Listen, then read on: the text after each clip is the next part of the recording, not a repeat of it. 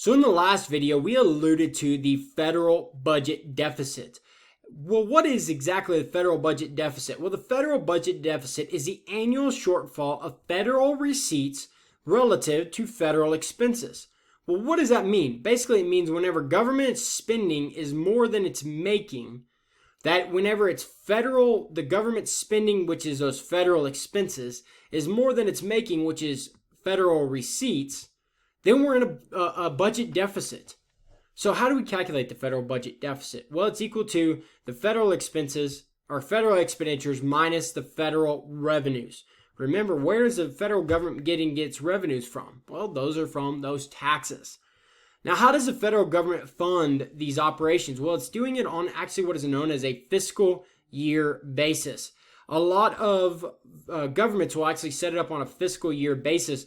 And what a fiscal year is it is a 12-month year that begins on October 1st and will run through September 30th. Not on a calendar year, but on this what's known as a fiscal year basis. So what has been happening over time? Well, in 2015, the federal budget deficit was actually $438.5 billion. Now, 2015 was whenever this book was written. And prior to that, the all-time high was in 2009 at a $1.4 trillion federal budget deficit. Now, this was the all-time high until the year 2020. Now, whenever I'm making this video, it's actually in the year 2020, and the projected federal budget deficit in the year 2020 is actually expected to be $3.3 trillion. So we've actually over doubled the previous all-time high. And where is this? Why do we all of a sudden have this major federal budget deficit in the year 2020? Well, it's because of a lot of the aid that's being provided by the federal government to the people of the United States to offset the impacts of the coronavirus and its impact on the United States economy. So that's the reason we have such a large federal budget deficit in the year 2020. So if we've got all this extra spending over and above the amount that we're making, how does the federal government finance this?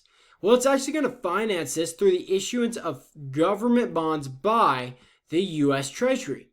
So who purchases the governmental bonds? Well, it's purchased by individuals, by businesses, by commercial banks, by foreigners, and Federal Reserve. So what's going on? First off, what is a governmental bond? A governmental bond is a piece of paper saying that basically it's a piece of paper where the federal government is agreeing to pay you that much money back plus interest. So you can go out and buy a federal bond right now, say for $1,000, and you hold on to it for say 10 years at a certain interest rate. In 10 years, you go and exchange that federal bond back. They're going to pay you not only that $1,000, but plus interest. It's kind of a glorified savings account, but it's all being issued by the federal government. So basically, you put that money in the federal government today. They use that money how they see fit for their governmental spending. And then in 5 or 10 years, or however long that governmental bond is set up for, you're going to exchange it back for that money that you paid, and then also for a little bit of interest. So the proceeds from these sales are used to finance these governmental expenditures, and it represents an increase in the overall national debt because now, and we see that's actually leading to a rise in national debt because every time that the federal government actually issues a governmental bond, they're agreeing to pay somebody back a certain amount plus interest at a later date.